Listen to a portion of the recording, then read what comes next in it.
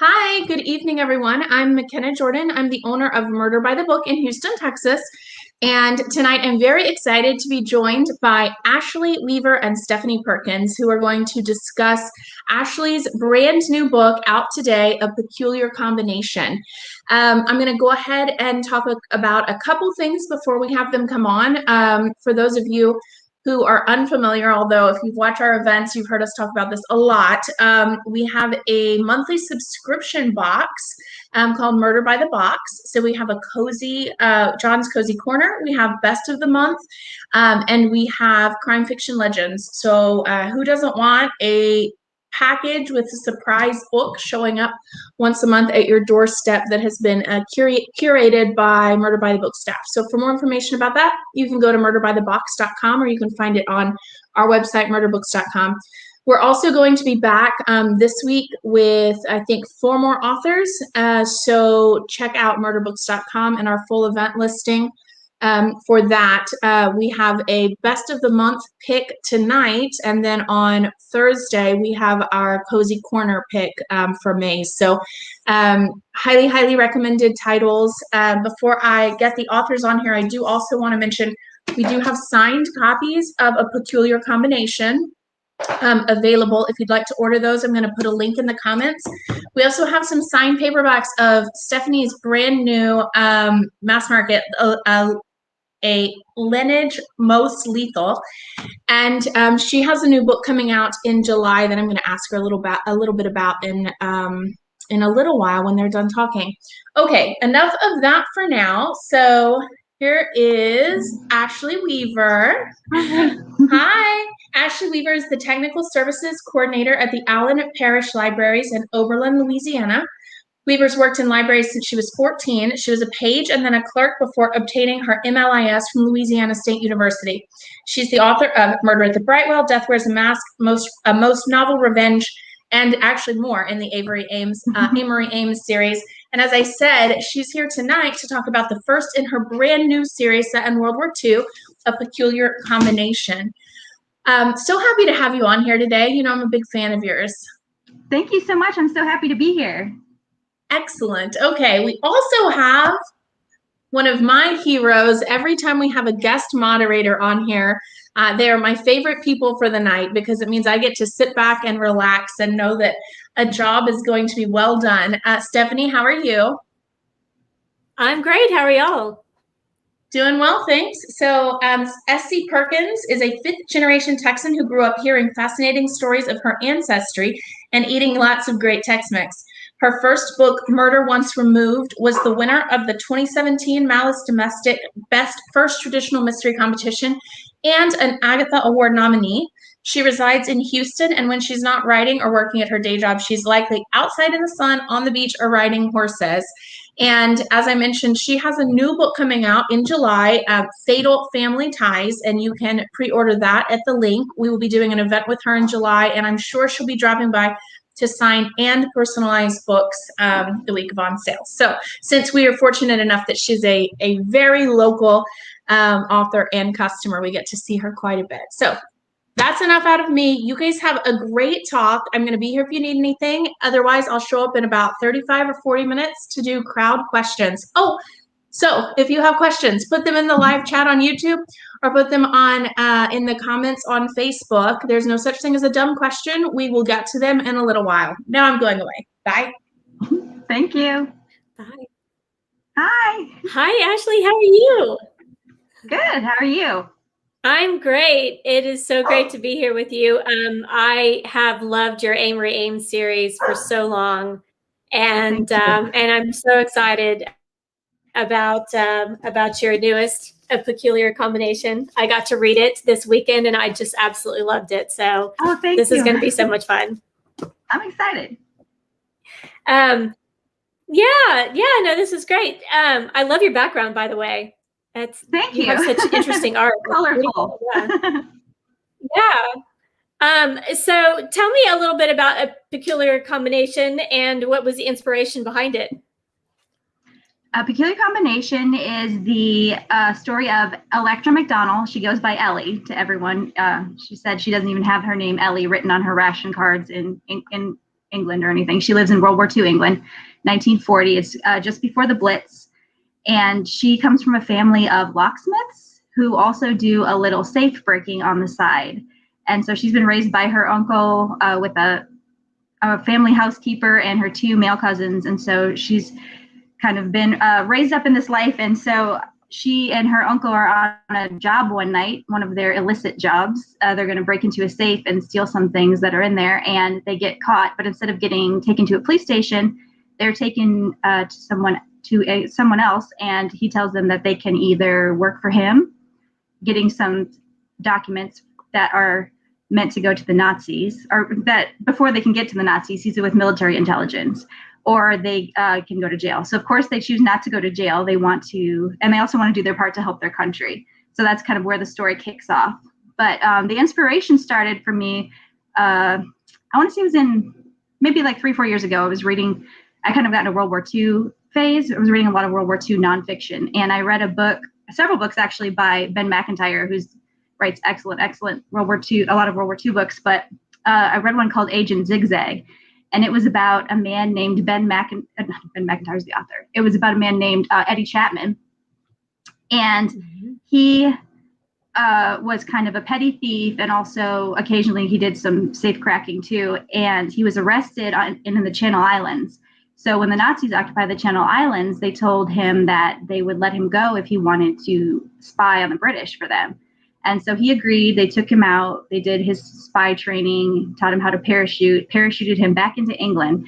And he went directly to the authorities and said, the Nazis want me to spy on you. Do you want me to spy on them?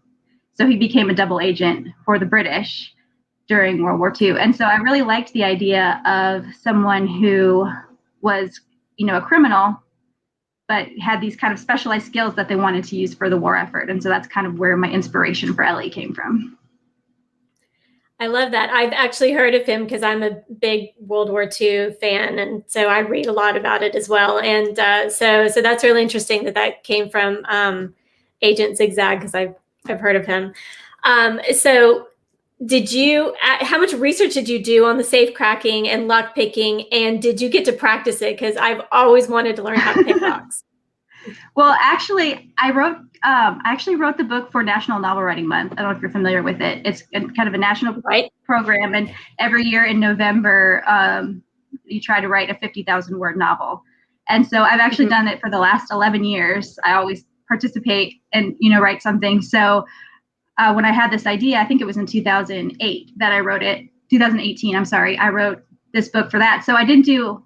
With NaNoWriMo, you're doing 1,667 words a day. So I was just churning it out. And so I hadn't done, a whole lot of research. But then once I started to flesh it out, then I looked up a lot of safe cracking stuff. I actually bought a lockpicking kit online. And I tried, my goal originally was I wanted to get this lockpicking kit and get really amazing with it. So then I could be on here and show you how to pick locks and stuff. But it never came to that, at least so far. But I watched a lot of YouTube videos, and a lot of locksmiths have, various YouTube videos on how to get into old safes. People buy old safes at auctions and things like that, and they want to get into them. So that was really interesting. So I'd say I have a pretty good working knowledge of how it works, but not necessarily how to do it myself. Right.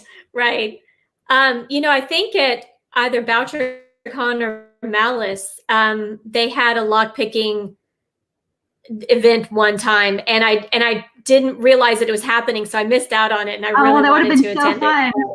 Yeah, so maybe at Bouchercon, I don't know if you're going or something like that, but maybe we'll have to do something and find somebody who can do a lock picking demonstration, because that would be really fascinating. And I think there'd be a lot of authors who would like to know about it. So I think so too. Yeah, it's just intriguing absolutely. in general. I always love the idea of having kind of this specialized skill, especially when you watch the movies. They're doing the little dials and listening to the clicks and all that. But I know. Really fun. I always thought I'd be pretty good at picking locks, but we'll see. Yeah. I think that would be fun. So, what was your inspiration for Major Ramsey? And explain who Major Ramsey is. He is he's their military intelligence officer who ends up arresting. I'm sorry, I don't know if you can hear my dogs. They're barking. Who ends up arresting Ellie. He's the one who kind of set this up for them to get arrested so he can, use their skills. And so Major Ramsey is a military intelligence officer, and he's very stern and by the book. And so he's not really happy about having to work with criminals, but he also is the sort of person who realizes we have to do what we have to do in order to win this war. And so I liked the idea of taking someone kind of with this very by the book, law and order sort of person to contrast with the people that he has to work with. So Ellie's a good person at heart, and she has noble motives, but she has a criminal background, and she's a little bit of a temper, and she's a little bit sassy. And so it kind of, it makes for an interesting dynamic with the Major's more no nonsense personality. I love that dynamic of the sort of hot-tempered, sassy, female protagonist, and then the more dour, by the book, lawman or spy or whatever it is, and everything. I thought they made a great combination, and I really loved the way that you wrote them. So, so both of your series, the Amory Ames and then A Peculiar Combination, are set in England, and and Amory Ames in the 1920s, and then this one in World War II. What is it about England and these time periods that fascinate you? I had the idea for the Amory Ames series. I always say it started with a dream. I had a dream, and there was a character, and somebody in my dream named Amory Ames. That's the only thing I remember. I didn't remember the plot to the dream or anything, but I thought that would be a good name for a character. But like right away, I had an idea of who she was and where she was from, and kind of had a picture of her. 1930s England. She's very a society lady, very elegant and put together and sophisticated. And so I think a lot of that came from, I grew up watching a lot of old movies. I love black and white movies growing up. I worked at the library since I was 14, as McKenna mentioned, and then I would always check out big stacks of like VHS to bring home, like all the old movies from the library system. I would bring them home and watch them on summer break and stuff like that. And so I love that kind of the elegance and glamour and sophistication, I call it, of the Ginger Rogers, Fred Astaire aesthetic. But then also, as I started, getting older and learning more about sort of that interesting interwar period, that also the sort of social things going on were interesting to me too. So when I started Amory Ames, I knew that that was the setting I wanted to do. The first one takes place in 1932, and so it's still kind of there's still some of those things from the older social structures holding on, but then also, women especially are becoming increasingly more modern, and, there's a lot of new things happening. So that appealed to me for that setting. And then England, I think, as long as I can remember, I've been kind of an Anglophile. I loved watching all the BBC shows, and actually my undergraduate degree is in English. So it's just kind of something I've always loved and gravitated towards. But I said, I think when Amory came to me, she was English. So that kind of settled that. But for this book, I enjoyed the idea of the spies, and everything was, I think, a little bit easier to do set in England, especially since, the Blitz is coming, and there's a lot of espionage and stuff going on in Europe. So that was kind of my goal, to kind of include all that, and I just thought it'd be a good setting for Ellie's adventures. Well, now, and you've said it, really toward at the beginning. I mean, before the Americans have come in, and so are you planning on taking her through the war with this? I will take her as far as I can. I like the idea of. She has, this is not really a spoiler, but she has some family members and some associates, kind of on the shady side of the law, who are able to do things and have specialized skill sets that maybe more law-abiding people don't. So I think that could be a lot of fun for a lot of adventures, these different people who know how to do different things that can aid the war effort. Absolutely. Sort of back to your research, there is a question that I had. Was there any part of something that you researched, especially with the safe cracking or the lock picking or anything, that you didn't get to put into the book, but you really wanted to? Not that I remember. I've done some research into Ellie and her uncle do, since they have kind of the skill with locks, they do the traditional combination, figuring out the combination based on a lot of different factors. It's a lot more complicated than it looks in movies, and there's math involved. So I don't think I would be great at figuring that out. So they have to graph the numbers based on the clicks and like the little different feelings between the dials. But I've done some research into also blasting vaults and safes open with like nitroglycerin and things like that. So that may make an appearance. All right, good to know. Good too. I love it. So as an American writing English characters, how do you get into that time frame, and how do you work to keep it authentic with the cadence and the words and especially of the 1930s and and 40s and whatnot, and the particular slang words that they used and whatnot? How do you work with that? And I mean, it's probably now second nature to you a little bit because you've been doing it for so long and everything. But how do you work to keep that authentic? I try my best. I've read a lot. I'm a big fan of Agatha Christie and a lot of the Golden Age authors. So I've read a lot of that. And like I said, I was a big fan of BBC series, all the fun British, the Poirot series, and just like all the different, not even necessarily mysteries, but like Poldark and things like that. So just like listening, I think, to a lot of, the British cadence and things has helped me with that. And then actually, I'm fortunate enough, my editor is from London. So if anything slips through by me, she can catch it. That is fantastic. Yes. Way to have it. I love it. Yeah, I mean, I grew up on PBS and all of that stuff and all the old movies too and whatnot. And so, it's very easy for me to get into that cadence whenever I read it and whatnot. And it's just one of my favorites.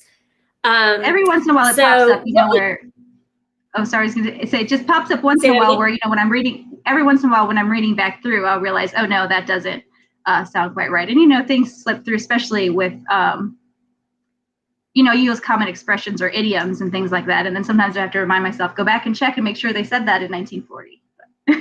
Keeps me on my toes.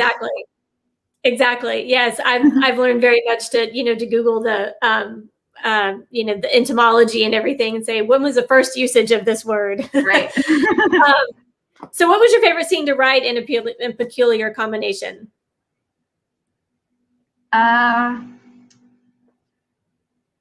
Oh, that's a good question. There's a lot of scenes I enjoyed for different reasons. Like there's a scene where kind of Ellie explains how to get into a safe, and I sort of enjoyed that. It was interesting for me to sort of try to absorb all the information from different sources and then put it back in Ellie's words.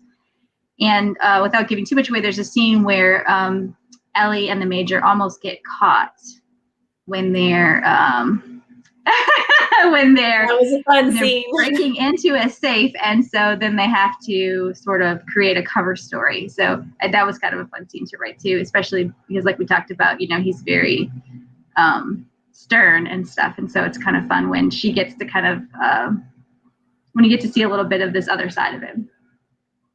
Absolutely, that was a very fun scene. I like that a lot, and I like the scene where she explained about how to crack a safe and everything. I would love to see a graphic of the graph that she creates. That would be fascinating to see if you were, I don't know where you found that or what it would look like and everything of how she writes the numbers down. I should post that would one be sometime. very interesting. I think that would be interesting. Yeah, I think and how they could possibly do that and everything. As not being a math-minded person myself, I mean, I find it fascinating, but I don't think I could do it. But yeah. So let me see. I have some questions down here that I knew that I wanted to ask you, and they got kind of trapped under my desk a little bit. So oh no. I know, right? So I'm kind of looking. So pardon me if I'm looking down and whatnot. So you're a librarian. And so what is it like when you're an author and a librarian? I mean, how much does it help you in writing your books? I mean, do you keep it sort of very separate and you only use it for, like research and whatnot? How does that work? It is, it is pretty separate, because when I'm at work, I have, my different tasks and things to do there. But I do think that being a librarian has helped a lot with research. And also it's always nice being in a library because I have all this research material at my fingertips. If I need a book on something, I can just go pull it off the shelf at work. And so that's definitely a bonus to that. But yeah, I started working at libraries young, and I thought it was just going to be a fun after-school job, and then I realized how much I loved it, and so I ended up going all the way through graduate school. And I really like it, and I say it's fun to be surrounded by books all day, every day. You know, when I'm surrounded by books at work, and then I come home and I'm surrounded by books here, so it's great. I love that. That's fascinating. I actually started taking library and information science grad school classes. So I was nearly in it, and then I got offered a job. I've always been a freelance writer and editor, and I got a writing job, and I kind of had to choose, and so I went with the job and whatnot. But I found it really fascinating to do the library and information sciences classes and everything, and I was very fascinated by MARC records. I don't know if they're still around, but or if y'all still use them and everything, but there was sort of, you know, like the coding and everything. I found it very fascinating, and I really liked it. So, and I thought you can make a mystery out of MARC records, but anybody who doesn't know what those are probably is going, I don't know what you're talking about, Stephanie, but at least you know what I'm talking about. Yeah. But yeah, I thought that was really interesting. So, and you know, speaking of writing, tell me about your writing day. How do you write, especially with a full-time job? I'm a night owl, so I do a lot of writing at night. You know, I go to work. I get home from work around 4:00 in the afternoon, so it's not too late, and so I usually have time to relax a little bit and eat some dinner and things like that, and then I write in the evenings. So it kind of goes, you know, on and off. Some months I'll shoot for something like, do 1,000 words a month. I mean, 1,000 words a day for a month, and then I'll have like a big chunk. Or some days I'll just kind of, you know, take a few nights off a week. Or so my schedule kind of varies, but most of my writing I do in the evening. Wow, that's impressive. And I'm not a night owl, and so when you know, with my job and it was so hard to do. So I had to rearrange things and everything. But yeah, I've always been impressed with authors who have a very, you know, heavy full-time job, and then they come home and they write at night and everything, because my brain just conks out on me. So I think that is amazing. But what authors or books influenced you in your writing, and especially your like World War II books? And, you know, can you name a few of them? I want to say, like, of course, Agatha Christie, like I mentioned earlier, has always been a big influence. I just love that sort of, you know, gentle mystery where, you know, there's murders, but no one's too upset about it, and everyone's kind of polite, and you know, sort of that kind of aesthetic. So that was a big inspiration for me early on. I think I read my first Agatha Christie when I was maybe like 15, and then after that I started reading through all of them. But I'm trying to think if there's any specific influences. I feel like I absorb a lot of just of all the things that I read, and I kind of realized that I used to try to sort of write kind of to mimic other author styles when I was, you know, in high school and starting to want to write stuff. I would try to kind of do the things that I saw other authors doing, and then I realized that it works best if I just kind of write a story that I'm enjoying and let it flow. So I think it kind of developed from there. But also I think, like I said, the old movies a lot. You know, it's not the same as writing, but I feel like kind of maybe the pacing and some of like the romance and the comedy, the elements that I enjoy in old movies have been an influence in what I write. I agree with that. And I love it. And I can very much see something like this as being one of those old movies that I love so much as well. And the same thing with, I've been saying Amory. Is it Amory? I say Amory. I say okay. Amory, but I think the correct pronunciation is Amory, like the traditional pronunciation. But in my dream, it was Amory, so that's just how I've always said it. Amory. Okay. Well, but either way is good. Either way is good. Yeah. Yeah. So no, but I mean, I could absolutely see that, and you know, as a PBS movie too. I mean, I really loved it, and I do want to give you props. You were talking about romance. One of my favorite scenes it was in, I think, the second Amory book, Death Wears a Mask. Mm-hmm. And when Amory and Milo kind of get back together and everything. It's a little bit of a spoiler alert if nobody knows, but you wrote it in a very, I thought it was so romantic the way that they got together. And also it was very authentic to the fact that Milo was very much a playboy. And as anyone who's ever dated a playboy knows, you know, they have to figure it out on their own. And I just thought you did such a wonderful job with it. And so I've always loved that. And I meant to go try to find it to read it again, but I didn't have a chance. But I really, thank you.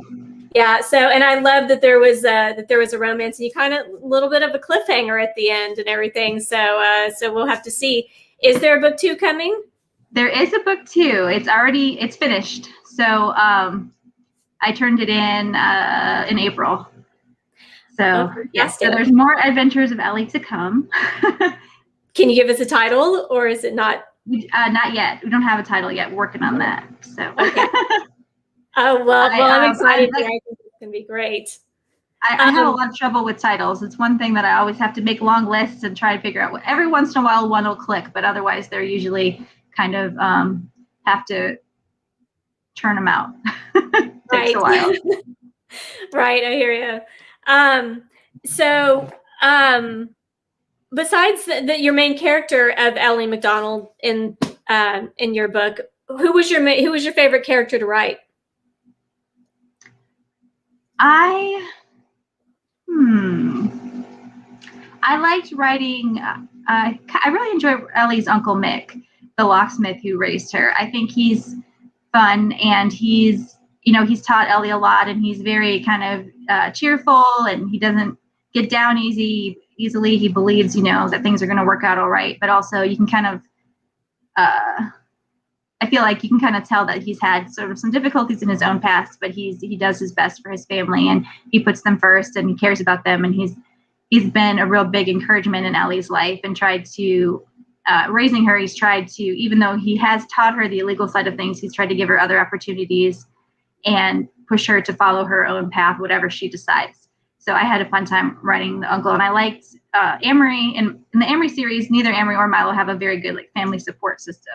And so Ellie, when I started writing her, it kind of came naturally that she came from this family of thieves, basically. But I liked the idea that they were, a good, solid family who cared about each other. And, she has this strong family background, even though sometimes they do illegal things. Right. I like that too. I like that they had, sort of a heart of gold, and they weren't out to steal from, just for the heck of it. There was always something, behind it and whatnot. And, but I felt like that there might be a little bit more to Uncle Mick's backstory. Are we going to maybe hear a little bit about that? Or maybe maybe Ellie's mom, or are we going to continue hearing about that's going to be something that's going to kind of, Ellie's got kind of, not to give too many spoilers or whatever, but Ellie has been raised by her uncle. Her parents are dead. And so she has, as a child, she had some, a traumatic kind of family backstory, which she doesn't remember because, she was a baby. But there are elements of that have always followed her throughout her life that she wonders about. And that's some things that are going to kind of unfold as the series goes on. Oh, good. I'm glad to hear it. So, one of the things that I also loved in there was, and is that she drinks tea all the time, and she loves her tea, and I'm a big tea drinker too, and everything. And so, are you a big tea drinker as well? I am. I actually have my cup of tea right here to drink while we. Very nice. I like tea and coffee. I'm both. So. I'm both too. Yeah, but tea is definitely my favorite and everything. So I was going to ask, since she's very particular about the way she drinks her tea, how do you take your tea, and what is your favorite tea? Oh, I don't know if I have a favorite tea. I don't think I could pick a favorite. I like black tea. I like a lot of caffeine. So, just like a nice strong cup of black tea with a little bit of sugar is how I like. Ellie likes hers very sweet, which is, as she mentions, a problem now that sugar things are being rationed in World War II. She kind of has to keep herself on on a sugar schedule for her tea. Right. But I like a little bit. I like a little bit of sugar in my tea, and I like, if I'm gonna, like I said, just kind of a nice black tea, or I like sometimes I like lapsang sao shang. I don't know if that's exactly how it's pronounced, but like that smoky tea, I like a cup of that too. Yeah, that's some good stuff. Do you have a favorite? My favorite is Darjeeling, and I take it like Major Ramsey, straight up, nothing. So, no nonsense. Yeah, no nonsense, just black tea and everything. The only one that I'll sweeten is Earl Grey, and I put a little bit of honey in there and everything. Yeah. But yeah, so I am definitely a black tea girl. So, but I thought that was cute. There was a lot of, especially if you love tea and everything, all those little tea references are always so cute and everything. So, let's see. Okay, so. Okay, I just want us to keep going for just a little bit better. So what are you reading right now? What's on your bookshelf? Well, I just read the first Shadow and Bone book after watching the Netflix series. So I enjoyed that. And a couple of people asked me lately on different kind of video chat things, and I have to keep saying I'm almost finished with Anna Karenina. Wow. I have about 150 pages to go, and so I have to keep bringing it up. I'm almost finished with Anna Karenina, so I've really been enjoying it, but it's kind of one of those ones that I've been working my way through. Right, exactly. Yeah, that's one, and it's one of those classics that everybody needs to read, and I know I need to read it too. So, would you recommend? I definitely would.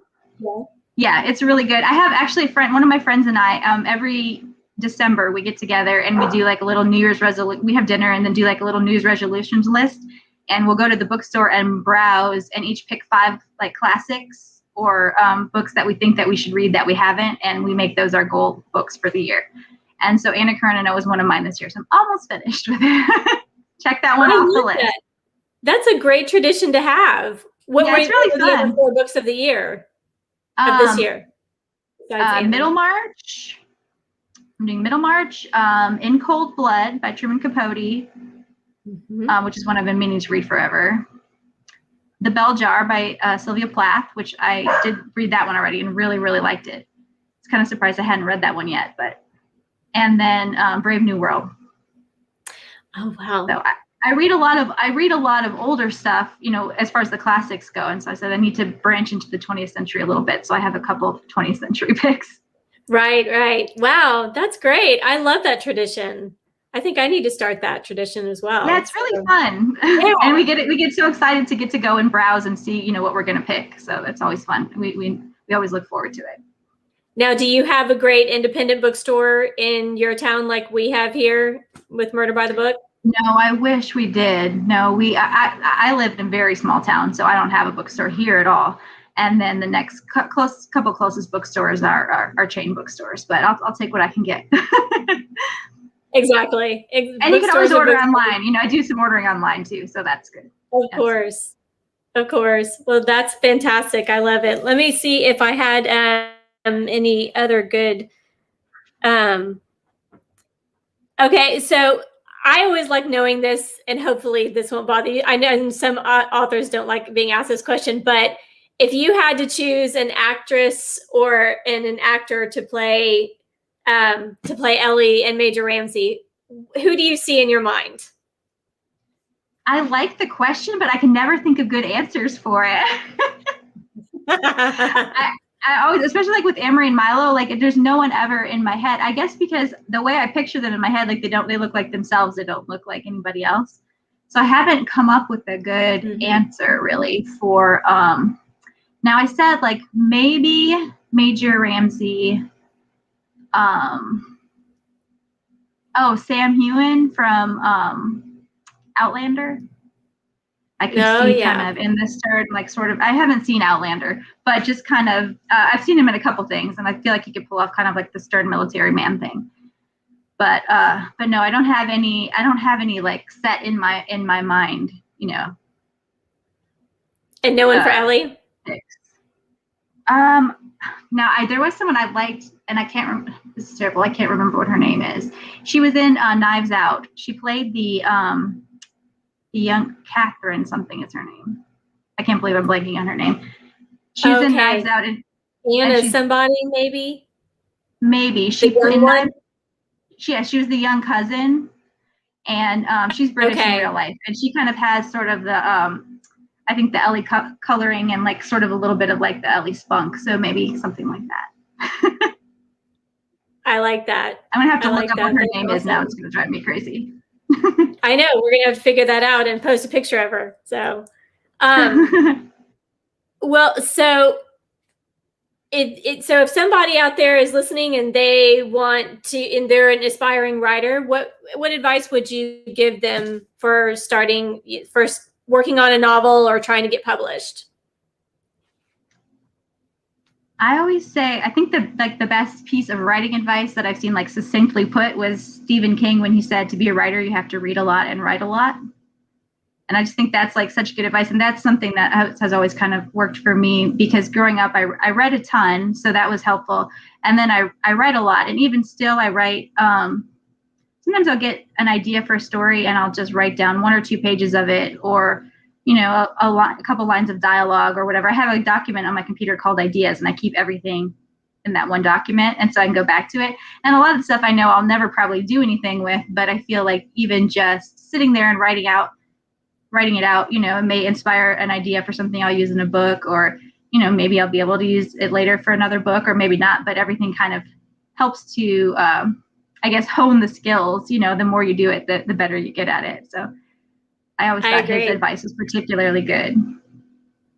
I agree. I have a file, I just call it extras, and I've just every little thing. And I heard one time to just never delete anything, just keep it all and just put it all in a document, because you never know when you're going to use it. And it's very true. So that's definitely something I do. I think I cut a scene from maybe like the 3rd Amory book, and then ended up using it in the 5th book, because I had saved it in, you know, somewhere else. Like every time I'm writing, I keep I call it scraps. So it'll be like Ellie scraps, and then I'll just put everything in there that I don't use in case I want to use it later. So yeah, I hoard everything I write. I did the same thing. Now, speaking of, is there going to be any more Amory books? We'll see. I just finished up my contract with the second Ellie book, and so we're going to kind of see what happens from here. But hopefully one day.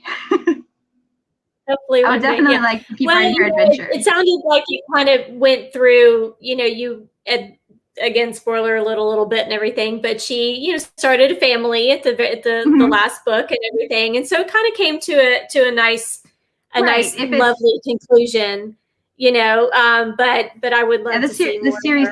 The last book ends at kind of a place where it could be the ending, or there could potentially be more stories to come. So we'll see how it goes. Exactly. Well, I've really enjoyed them. They've been good books, and I found them by browsing Murder by the Book. That's where I found them. So awesome. Yeah, and that's right. They're just wonderful there. So it's you know, I've learned to trust Murder by the Book staff picks, and I think your first one was a staff pick, Murder at the Brightwell.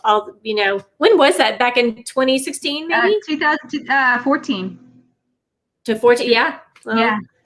So it's been a while. So, yeah, they've been really fun books. So I hope they keep going. And I hope I've had a lot of fun with them. These keep going too, because Ellie was fun. So, and I love the cover. It's a great. I love the cover so much. Like Art Deco. Yes. Yeah. When I saw the cover, I was so excited. It's just a beautiful cover. Even like the little dial and in the O and all that kind of thing. All the little details are great. I really love it. Yeah, no, they did a great job. So I love it. So, well, you know, what else how are things in Louisiana? I think we're almost getting ready to start asking questions, but so where are you in Louisiana? You're in a small town, right? I'm in a small town. I'm in Oakdale, Louisiana, which is kind of in the center of Louisiana. So probably about 3 hours north of New Orleans. It's kind of, you know, a lot of people ask, you know, if you're from New Orleans, but no, I'm kind of far from New Orleans. I get there once in a while, but right. But yeah, so just kind of in the middle of the state. Not too many, you know, notable landmarks or anything close by. Hey, you know, I was going to say, I did find her name, Catherine Langford. I could not remember her name. That's the girl from Knives Out that I was thinking of. Okay, good to know. Yeah. I had to look it up. The librarian in me wouldn't let it go unanswered. I love it. That's awesome. Well, McKenna says she's ready to come back and she's got some questions for you. And we also had a viewer put that it was Catherine Langford, so we have a consensus here. Great. That is correct. I'm sorry you had to research it while you're doing your event because we had the answer in front of us. I also had looked it up too, so all of those were ready to chime in with that actress. I'm going to take just a second away from Ashley and let Stephanie, since she's done such a great job interviewing. I was just wondering if you could tell us a little bit about your series and then, give us a hint at the new book. Well, my series is a cozy mystery series with the main character is a genealogist. Her name is Lucy Lancaster, and they're set in Austin, Texas. And she goes and gets herself involved with an FBI agent who's a little bit Major Ramsey-ish, very, stiff, and they butt heads a little bit and everything, but they eventually come together. And he's an FBI agent, and she's Lucy has a thing for tacos and genealogy, and they've been such a fun series to write. I've absolutely loved it. The first one is Murder Once Removed over here, and then there's Lineage Most Lethal, and then my next one coming out is Fatal Family Ties. And it is coming out in July, and it is about Lucy. It works with her former client, her former coworker, to solve a mystery of some paintings, and so it's got some art history thrown in there, and there's 3 clans and some family drama in there, and it was just a lot of fun to research, and I'm very excited about this one. So it's coming out in July. Yeah. Yay. And like I said, just a little plug for people who want to purchase books through Murder by the Book. We do have signed copies of A Peculiar Combination. We sent them to Ashley, and she was kind enough to sign them and ship them back. And then we do have signed paperbacks of Lineage Most Lethal, but I don't know why I can't say that title tonight. Sorry, Stephanie. But we will also sign. Yeah. I was going to say, Stephanie, you have such great titles. I love all your titles. Oh, yeah, thank you so much. Like I said, normally I can say them, but apparently just not tonight. We will have signed and or personalized copies of the new one in July, and the link is in the comments to order that. If you want to get it personalized, you can just put that in the comment section of your order. Okay, we have a question, and I think we can put this question to both of you, but let's start with Ashley. How do you decide on the names of your main characters? Oh, I like that question. I decide, I feel like names are really important to me. There's something about like a name, it has to click. It has to feel right for the character. And so if I can't get the name right, it's like hard, like I can feel if it's right or not for my character. So with Amory, like I said, I had a dream. So that was just sort of the character's name in the dream. And so I thought that would be a good name for a character. But with Ellie, I'm trying to remember why it was that I chose Electra, but I liked the idea of her having kind of like this very strong, kind of intense name. And then she has, she goes by Ellie, which is, it suits her personality, but also kind of Electra, without going into too much detail, she has her own theory about why she thinks her mother named her that, but it's a little bit of a spoiler. So. Fair enough. How about you, Stephanie? As for me, I feel the same way, and names are very, very important. And I knew that I wanted to name my main character Lucy for several different reasons. My great aunt was named Lucy, and then I loved the movie While You Were Sleeping with Sandra Bullock and everything. And I loved her sort of spunky character and whatnot, and then Lucy Honeychurch in A Room with a View, I loved all these Lucys and whatnot, and then I have this list of surnames. I've just always been fascinated with names and everything, and Lancaster was one of them. And so, and I with the cozy mystery and everything, I really like the idea of having a sort of double consonants right there. But so that just really worked for me, and I really liked it. With pretty much every other character, it's almost always the first name that comes to mind, and I rarely change it once it does. And but some of them are important. Like in mine, I have a taqueria owner, and his name is Big Flaco Medrano, and Medrano is actually one of my family names and whatnot.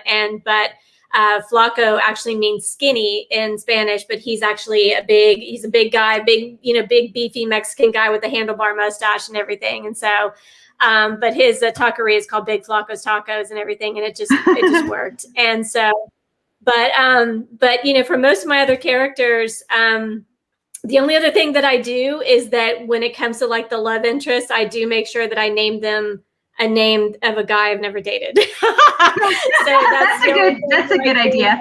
As long as I've never dated him, the name will come out and everything. But that's about it. But I love naming characters. It's one of my favorite things. So I just adore doing it. It's fun creating them. So have either of you had friends or family claim that they know who one of the characters is in real life? Like, oh, I see you put so-and-so in here as a thinly veiled character. Ashley? Okay, sure. No, I don't think so. I try not to really base my characters too much on anybody, because a lot of times either they're dead or they're a killer. So I try not to do too much basing them on people that I actually know. But no, I don't think I've ever been asked that. But I like the idea of it, of putting somebody in there and having people. I did actually, my third Amory Ames book has a woman who wrote a book that was thinly veiled reference to an actual murder that happened. So I got to kind of do it secondhand. Yeah. Well, I've heard from authors in the past that it doesn't even necessarily have to be modeled after that person, but people think like they know who it was in real life that you know. How about you, Stephanie? I've had a couple of people say that, but they've always been wrong, because I'm the same way. I don't do that. To me, that's just bad juju to base a character off of someone and everything. Now, I will use names of my family members or friends and whatnot, but only as good characters and as fun, and usually like little minor secondary characters. Mm-hmm. And I do it just as a shout out to them and everything. But no, in fact, this one, Lucy's dealing with some of her former coworkers, and I've had a bunch of people tease me, oh, is this about any of your former coworkers? I'm like, no, I've actually had great former coworkers and everything. And I mean, no working situation is perfect, and whatnot. But first of all, I would never do that. Second of all, I've been lucky enough that I've loved my last few jobs and everything. And the premise of this came out of a throwaway line from the second book that I just had to put in there. I needed a little backstory for Lucy, and I threw it in there and everything. And so that's where it came out. But I haven't been teased thus far about that one. But I'm like, nope. I loved all my former coworkers, so too bad. But so I've been pretty lucky. Other than that. That's great. So we don't have any other questions. We have some comments of people who've read the book and loved it, who've read both of your books, but we don't have any more actual questions. So I'm going to ask one. So Ashley, you already said that Amory came to you like in a dream, but besides that, do you ever dream about your characters or your stories? Not very often. Once in a while, like if I'm trying to finish wrapping up a book, I'll have like random stuff, how stuff from your life that you're stressed about will come into your dreams. But I haven't ever had any really good like scenes or anything happen in my dreams. Even with the very first dream about Amory, I couldn't even remember the dream. I just remembered the name. So I usually forget my dreams a little bit after I wake up. So they haven't been extremely helpful, but at least they gave me the name. I'll take that. Yeah, absolutely. How about you, Stephanie? I have very vivid dreams, but I've never dreamed about my characters. So that I can remember at least, and I usually remember all of them. But so yeah, that would be interesting if somebody did, and what their character might do.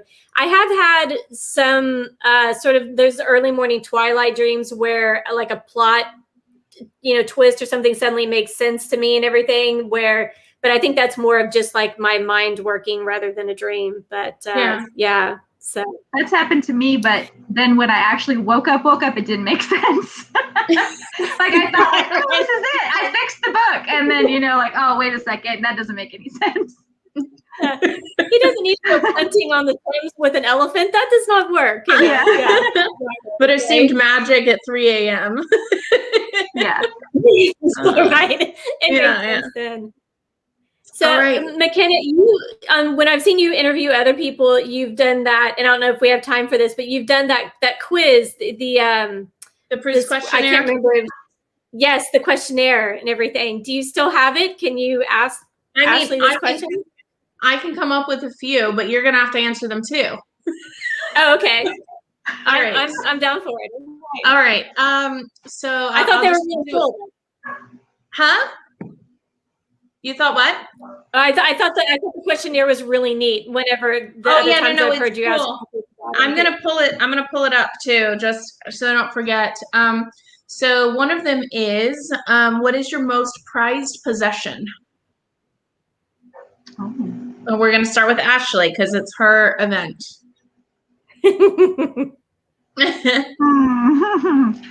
I don't know. I think probably my journals. Like if I'm talking about what I would grab if I ran out of the house in a fire, I have a lot of journals even from when I was like 7, 8 years old. I used to journal. It was so funny because I found a journal a while back that I think it was about 8, and I grew up in Wisconsin, and we had gone sledding. And I wrote in my journal like, oh, we went sledding and it was so cold. I can't wait to get in my bed with a cup of hot tea and a Nancy Drew book. And I said, I'm still the same person now that I was when I was 8 years old. So probably all my little journals, I would want to save those in a fire. All right. How about you, Stephanie? That's fantastic. I always wanted to write journals and I never did. I was never a diary writer or anything. That was one question I wanted. Ashley, are you a plotter or a pantser? Oh, I'm 100% a pantser. See, I don't write anything in order or anything. Yeah. Oh, I'm a total pantser, but I never wrote journals or kept diaries or anything. Most people who are plotters do, and so I wondered if you were. But as for a prized possession, my late godfather was a painter, amongst other things. He was an interior designer and did other really neat things.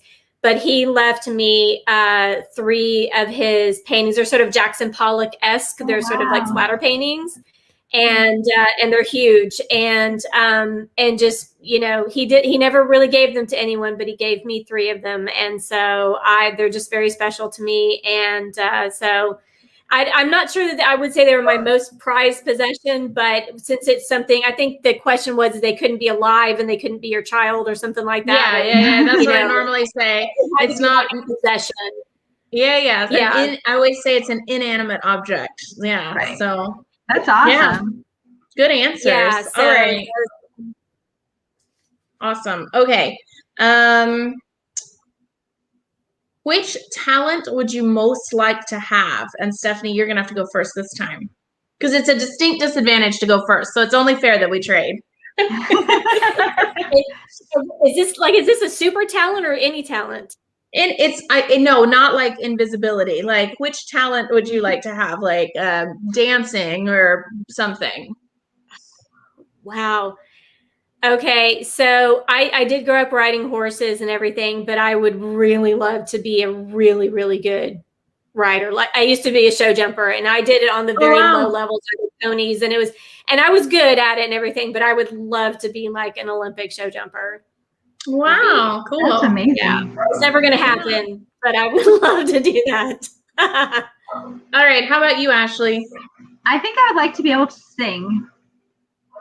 My sister sings, and she's a really good singer, and I can carry a tune, but I don't have an amazing voice. So I think I've always thought, it'd be so fun to be like really good at singing.